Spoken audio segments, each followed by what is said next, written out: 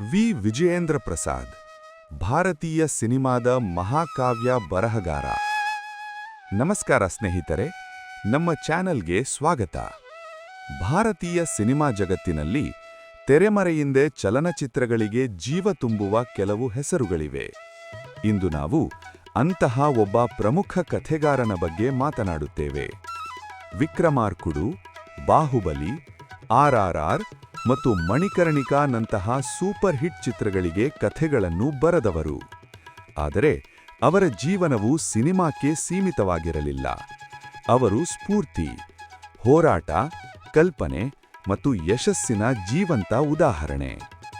ಅವರು ಬರೆದ ಕಥೆಗಳು ಭಾರತದಲ್ಲಿ ಮಾತ್ರವಲ್ಲದೆ ಪ್ರಪಂಚದಾದ್ಯಂತ ಭಾರತೀಯ ಚಲನಚಿತ್ರೋದ್ಯಮಕ್ಕೆ ಹೊಸ ಗುರುತನ್ನು ನೀಡಿತು. ಆರಂಭಿಸೋಣ.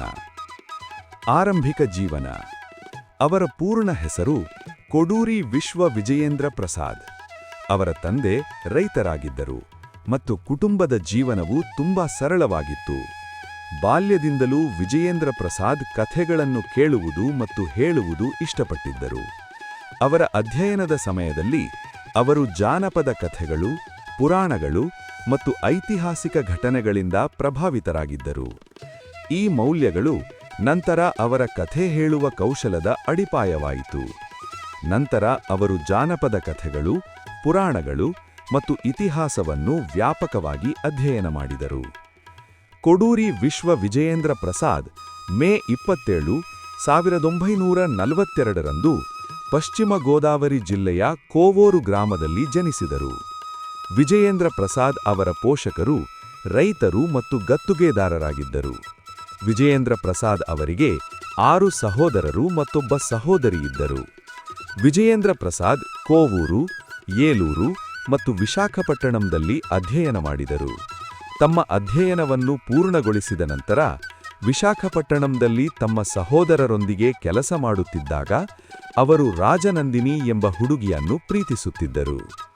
ಸ್ವಲ್ಪ ಸಮಯದ ನಂತರ ವಿಜಯೇಂದ್ರ ಪ್ರಸಾದ್ ಅವರ ಕುಟುಂಬವು ಕರ್ನಾಟಕದ ತುಂಗಭದ್ರಾ ನದಿಯ ಬಳಿಯ ರಾಯಚೂರಿನಲ್ಲಿ ಭೂಮಿಯನ್ನು ಖರೀದಿಸಿತು. ಅವರು ತಮ್ಮ ಕುಟುಂಬದೊಂದಿಗೆ ವ್ಯಾಪಾರಕ್ಕಾಗಿ ಅಲ್ಲಿಗೆ ತೆರಳಿದರು. ವಿಜಯೇಂದ್ರ ಪ್ರಸಾದ್ ಮತ್ತು ಅವರ 2 ಸಹೋದರರು ವಿಶಾಖದಲ್ಲಿ ಕೆಲಸ ಮಾಡುತ್ತಿದ್ದರು. ಸ್ವಲ್ಪ ಸಮಯದ ನಂತರ 3 ಸಹೋದರರು ಸಹ ರಾಯಚೂರಿಗೆ ತೆರಳಿದರು. ರಾಯಚೂರಿಗೆ ತೆರಳಿದ ನಂತರ ವಿಜಯೇಂದ್ರ ಪ್ರಸಾದ್ ರಾಜನಂದಿನಿಯನ್ನು ವಿವಾಹವಾದರು. ಅವರಿಗೆ ಒಬ್ಬ ಮಗಳಿದ್ದಳು. ನಂತರ ವಿಶ್ವಪ್ರಸಿದ್ಧ ನಿರ್ದೇಶಕ SS ರಾಜಮೌಳಿ ಅಕ್ಟೋಬರ್ 10, 1973ರಂದು ಜನಿಸಿದರು. ಚಲನಚಿತ್ರ ವೃತ್ತಿಜೀವನದ ಆರಂಭ. ಕೆಲವು ವರ್ಷಗಳ ನಂತರ ವಿಜಯೇಂದ್ರ ಪ್ರಸಾದ್ ಅವರ ಕುಟುಂಬದ ಆರ್ಥಿಕ ಪರಿಸ್ಥಿತಿ ಹದಗೆಡಿತ್ತು. ಆ ಸಮಯದಲ್ಲಿ ವಿಜಯೇಂದ್ರ ಪ್ರಸಾದ್ ರಾಯಚೂರಿನಲ್ಲಿ ವಸಿಸಲು ಇಷ್ಟಪಡಲಿಲ್ಲ. ಅವರು ಮದ್ರಾಸ್ನಲ್ಲಿ ಕೆಲಸ ಮಾಡಲು ಇಷ್ಟಪಟ್ಟಿದ್ದರು.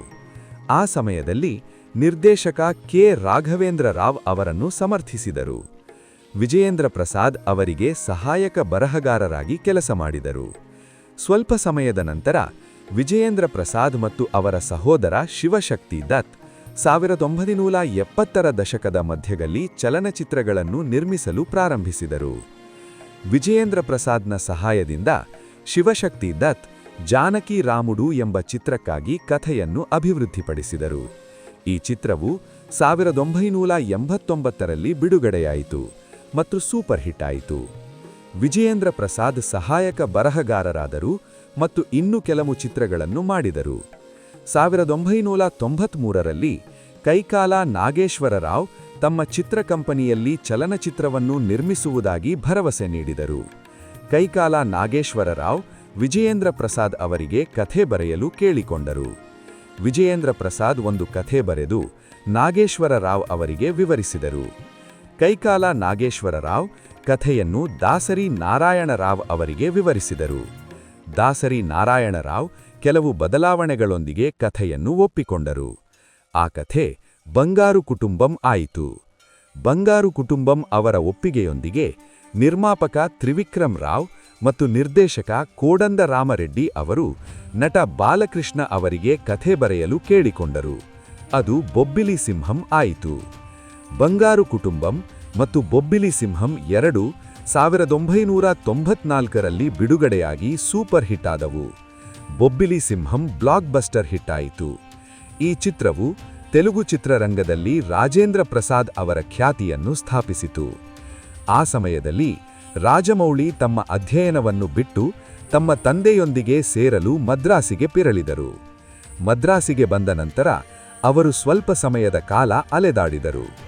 ರಾಜಮೌಳಿ ನಿರ್ದೇಶನ ವಿಭಾಗದಲ್ಲಿ ಕೆಲಸ ಮಾಡುವ ಬಯಕೆಯನ್ನು ವ್ಯಕ್ತಪಡಿಸಿದರು. ನಂತರ ವಿಜಯೇಂದ್ರ ಪ್ರಸಾದ್ ನಿರ್ಮಾಪಕ ತ್ರಿವಿಕ್ರಮ್ ರಾವ್ ಅವರನ್ನು ಸಂಪರ್ಕಿಸಿದರು ಮತ್ತು ರಾಜಮೌಳಿಯನ್ನು ತಮ್ಮ ಸಹಾಯಕನಾಗಿ ನೇಮಿಸಿಕೊಂಡರು. ಅದೇ ಸಮಯದಲ್ಲಿ ಶಿವಶಕ್ತಿ ದತ್ ಅರ್ಧಾಂಗಿ ಎಂಬ ಚಿತ್ರವನ್ನು ನಿರ್ದೇಶಿಸಿದರು. ವಿಜಯೇಂದ್ರ ಪ್ರಸಾದ್ ಅದರಲ್ಲಿ ಅರ್ಧವನ್ನು ನಿರ್ದೇಶಿಸಿದರು. ರಾಜಮೌಳಿ ಸಹಾಯ ಮಾಡಲು ಚಿತ್ರೀಕರಣ ಸ್ಥಳಕ್ಕೆ ಬರುತ್ತಿದ್ದರು. ಈ ರೀತಿಯಾಗಿ ರಾಜಮೌಳಿ ನಿರ್ದೇಶನ ಕ್ಷೇತ್ರದ ಬಗ್ಗೆಯೂ ತಿಳುವಳಿಕೆಯನ್ನು ಪಡೆದರು.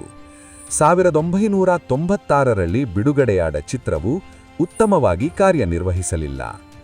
ಬೊಬ್ಬಿಲಿ ಸಿಂಹಂ ನಂತರ ರಾಘವೇಂದ್ರ ರಾವ್ ಅವರಿಗೆ ಘರಾನಾ ಬುಲ್ಲೋಡು ಚಿತ್ರಕ್ಕಾಗಿ ಕಥೆ ಬರೆಯುವ ಅವಕಾಶ ನೀಡಿದರು. ಬಳಿಕ ದಸರಾ ಬುಲ್ಲೋಡು, ಕನ್ನಡದಲ್ಲಿ ಅಪ್ಪಾಜಿ ಮತ್ತು ಕುರುಬರಾಣಿ ಚಿತ್ರಗಳಿಗೆ ಕಥೆ ಬರೆದಿದ್ದಾರೆ.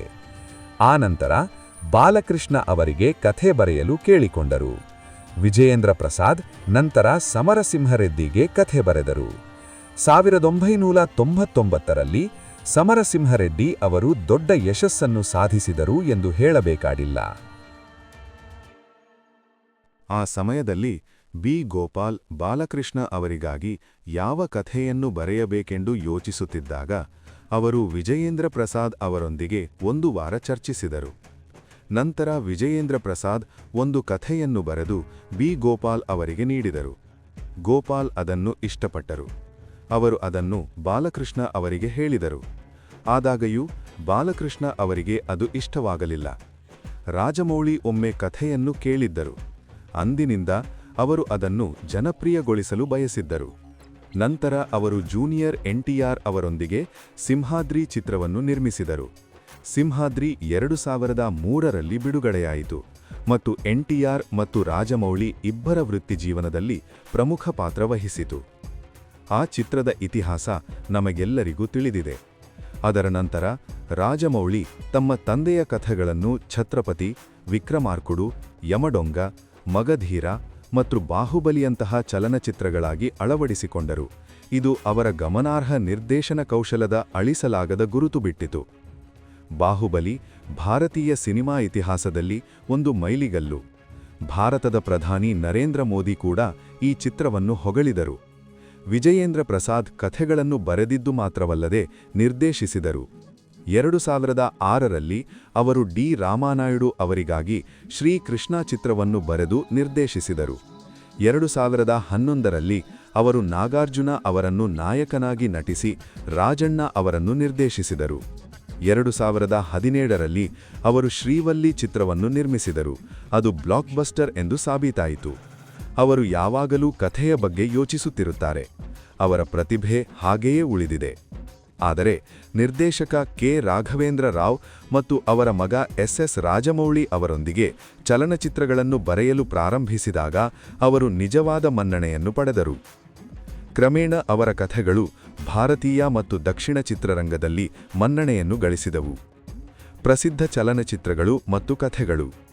ಛತ್ರಪತಿ 2005, ತಾಯತ್ವದ ಪ್ರೀತಿ ಮತ್ತು ಹೋರಾಟದ ಕಥೆ. ಛತ್ರಪತಿ ಚಿತ್ರದಲ್ಲಿ ವಿಜಯೇಂದ್ರ ಪ್ರಸಾದ್ ತನ್ನ ತಾಯಿಯಿಂದ ಬೇರ್ಪಟ್ಟು ಭಾರತದ ಬಂದರಿನಲ್ಲಿ ಗುಲಾಮನಾಗಿ ವಾಸಿಸುವ ಶಿವಾಜಿಯ ಕಥೆಯನ್ನು ಬರೆದಿದ್ದಾರೆ. ತನ್ನ ಸಹವರ್ತಿ ನಾಗರಿಕರು ತುಳಿತಗೊಳ್ಳದಾಗ ಶಿವಾಜಿ ದಂಗೆ ಎತ್ತಾನೆ ಮತ್ತು ಛತ್ರಪತಿ ಎಂದು ಪ್ರಸಿದ್ಧನಾಗಿದ್ದಾನೆ. ಈ ಕಥೆಯು ಕೇವಲ ಆಕ್ಷನ್ ಪ್ಯಾಕ್ಡ್ ಅಲ್ಲ, ತಾಯತ್ವದ ಪ್ರೀತಿ, ಗುರುತಿನ ಹುಡುಕಾಟ ಮತ್ತು ಸಾಮಾಜಿಕ ಅನ್ಯಾಯದ ವಿರುದ್ಧದ ಹೋರಾಟದಂತಹ ಭಾವನಾತ್ಮಕ ಅಂಶಗಳನ್ನು ಸಹ ಹೊಂದಿದೆ. ಈ ಚಿತ್ರವು ಬಾಕ್ಸ್ ಆಫೀಸ್ನಲ್ಲಿ ಅದ್ಭುತ ಯಶಸ್ಸನ್ನು ಕಂಡಿತು ಮತ್ತು ವಿಜಯೇಂದ್ರ ಪ್ರಸಾದ್ ಅವರ ಬರವಣಿಗೆಯನ್ನು ಹೊಸ ಎತ್ತರಕ್ಕೆ ಏರಿಸಿತು. ಪ್ರಭಾಸ್ ಈ ಚಿತ್ರದಲ್ಲಿ ನಾಯಕನ ಪಾತ್ರವನ್ನು ನಿರ್ವಹಿಸುತ್ತಾರೆ. ವಿಕ್ರಮಾರ್ಕುಡು 2006, ಧೈರ್ಯಶಾಲಿ ಹೀರೋ ಎಂಬ ಕಥೆ. ವಿಕ್ರಮಾರ್ಕುಡು ಎಂಬುದು ತೆಲುಗು ಆಕ್ಷನ್ ಡ್ರಾಮಾ ಚಿತ್ರವಾಗಿದ್ದು ಇದನ್ನು ವಿಜಯೇಂದ್ರ ಪ್ರಸಾದ್ ಬರೆದು ಎಸ್ ರಾಜಮೌಳಿ ನಿರ್ದೇಶಿಸಿದರು. ರವಿತೇಜ ಮತ್ತು ಅನುಷ್ಕಾ ಶೆಟ್ಟಿ ಪ್ರಮುಖ ಪಾತ್ರಗಳಲ್ಲಿ ನಟಿಸಿದರು. ಈ ಕಥೆಯು ಒಬ್ಬ ಕಳ್ಳನ ಸುತ್ತ ಸುತ್ತುತ್ತದೆ. ಅವನ ಜೀವನವು ಒಂದು ಚಿಕ್ಕ ಹುಡುಗಿ ತನ್ನ ತಂದೆಯೆಂದು ನಂಬಿದಾಗ ಬದಲಾಗುತ್ತದೆ. ಇದು ಧೈರ್ಯಶಾಲಿ ಪೊಲೀಸ್ ಅಧಿಕಾರಿಯಾಗಿ ಹೊರಹೊಮ್ಮಲು ಕಾರಣವಾಗುವ ಘಟನೆಗಳ ಸರಣಿಯನ್ನು ಪ್ರಾರಂಭಿಸುತ್ತದೆ. ಚಿತ್ರದ ಯಶಸ್ಸು ವಿಜಯೇಂದ್ರ ಪ್ರಸಾದ್ ಅವರನ್ನು ಒಬ್ಬ ಮಾಸ್ಟರ್ ಕಥೆಗಾರನಾಗಿ ಸ್ಥಾಪಿಸಿತು ಮತ್ತು ಅದರ ಕಥೆಯು ಎಷ್ಟು ಜನಪ್ರಿಯವಾಯಿತು ಎಂದರೆ ಅದನ್ನು ಹಲವಾರು ಭಾಷೆಗಳಲ್ಲಿ ಮರುನಿರ್ಮಿಸಲಾಯಿತು. ಬಾಹುಬಲಿ ಸರಣಿ, ಬಾಹುಬಲಿ ದ ಬಿಗಿನಿಂಗ್ ಮತ್ತು ಬಾಹುಬಲಿ ದ ಕನ್ಕ್ಲೂಷನ್ ಭಾರತೀಯ ಚಿತ್ರರಂಗದಲ್ಲಿ ಸಂಚಲನ ಮೂಡಿಸಿತು. ಈ ಮಹಾಕಾವ್ಯದ ಕಥೆಯನ್ನು ವಿಜಯೇಂದ್ರ ಪ್ರಸಾದ್ ಬರೆದಿದ್ದಾರೆ. ಬಾಹುಬಲಿ ಕೇವಲ ಚಿತ್ರವಾಗಿರಲಿಲ್ಲ, ಬದಲಾಗಿ ಭಾರತೀಯ ಇತಿಹಾಸ, ಪುರಾಣ ಮತ್ತು ಫ್ಯಾಂಟಸಿಯ ಗಮನಾರ್ಹ ಮಿಶ್ರಣವಾಗಿತ್ತು. ಬಾಹುಬಲಿ ಭಾರತೀಯ ಚಿತ್ರರಂಗದಲ್ಲಿ ಒಂದು ಮೈಲಿಗಲ್ಲಾಗಿ ಸಾಬೀತಾಯಿತು. RRR 2022 ಇಬ್ಬರು ಸ್ವಾತಂತ್ರ್ಯ ಹೋರಾಟಗಾರರು ಅಲ್ಲೂರಿ ಸೀತಾರಾಮರಾಜು ಮತ್ತು ಕೋಮರಾಮ್ ಭೀಯಂ ಅವರನ್ನು ಆಧರಿಸಿದ ಈ ಕಾಲ್ಪನಿಕ ಕಥೆಯು ಭಾರತದ ಮಾತ್ರವಲ್ಲದೆ ಸಮಗ್ರ ವಿಶ್ವದ ಗಮನ ಸೆಳೆಯಿತು. ಈ ಚಿತ್ರವು ಆಸ್ಕರ್ ಮತ್ತು ಗೋಲ್ಡನ್ ಗ್ಲೋಬ್ಸ್ನಂತಹ ಪ್ರಶಸ್ತಿಗಳನ್ನು ಗೆದ್ದಿತು, ಭಾರತೀಯ ಚಿತ್ರರಂಗವನ್ನು ಹೊಸ ಎತ್ತರಕ್ಕೆ ಏರಿಸಿತು. ಭಜರಂಗಿ ಭಾಯಿಜಾನ್ 2015 ಈ ಕಥೆ ಸಂಪೂರ್ಣ ವಿಭಿನ್ನವಾಗಿತ್ತು. ಪಾಕಿಸ್ತಾನದ ಮುಗ್ಧ ಹುಡುಗಿ ಮತ್ತು ಭಜರಂಗ ಬಲಿಯ ಭಕ್ತನಾದ ದಯಾಳು ಭಾರತೀಯ ಪುರುಷನ ನಡುವಿನ ಬಂಧವನ್ನು ಆಧರಿಸಿ ಈ ಚಿತ್ರವು ಬಾಕ್ಸ್ ಆಫೀಸ್ನಲ್ಲಿ ಬ್ಲಾಕ್ಬಸ್ಟರ್ ಆಯಿತು. ಈ ಚಿತ್ರವು ವಿಜಯೇಂದ್ರ ಪ್ರಸಾದ್ ಭವ್ಯ ಐತಿಹಾಸಿಕ ಕಥೆಗಳನ್ನು ಬರೆಯುವುದು ಮಾತ್ರವಲ್ಲದೆ ಮಾನವ ಭಾವನೆಗಳನ್ನು ಎದುರಿಸುವ ಸೂಕ್ಷ್ಮ ಕಥೆಗಳನ್ನೂ ಸಹ ಕೌಶಲದಿಂದ ಬರೆಯುತ್ತಾರೆ ಎಂದು ತೋರಿಸುತ್ತದೆ. Manikarnika the queen of Jhansi 2019 Rani Lakshmibai ಅವರನ್ನು ಆಧರಿಸಿದ ಈ ಚಿತ್ರಕ್ಕೆ ಅವರು ಚಿತ್ರಕಥೆಯನ್ನು ಬರೆದಿದ್ದಾರೆ.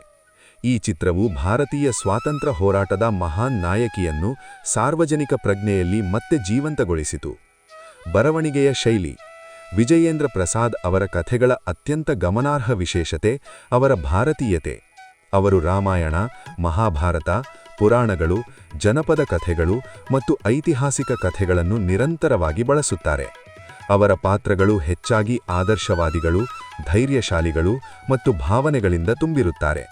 ಅವರ ಕಥೆಗಳು ಮಹಾಕಾವ್ಯದ ಭವ್ಯತೆ, ಭಾವನಾತ್ಮಕ ಆಳ ಮತ್ತು ಗುಪ್ತ ಸಾಮಾಜಿಕ ಸಂದೇಶವನ್ನು ಹೊಂದಿವೆ. ಇದಕ್ಕಾಗಿಯೇ ಅವರು ಬರೆಯುವ ಚಿತ್ರಗಳು ಭಾರತದಲ್ಲಿ ಮಾತ್ರವಲ್ಲದೆ ವಿದೇಶಗಳಲ್ಲೂ ಮೆಚ್ಚುಗೆ ಪಡೆಯುತ್ತವೆ. ಹೋರಾಟಗಳು ಮತ್ತು ವೈಫಲ್ಯಗಳು, ಪ್ರತಿಯೊಂದು ಯಶಸ್ಸಿನ ಹಿಂದೆಯೂ ವೈಫಲ್ಯಗಳ ದೀರ್ಘ ಸರಣಿಯೇ ಇದೆ.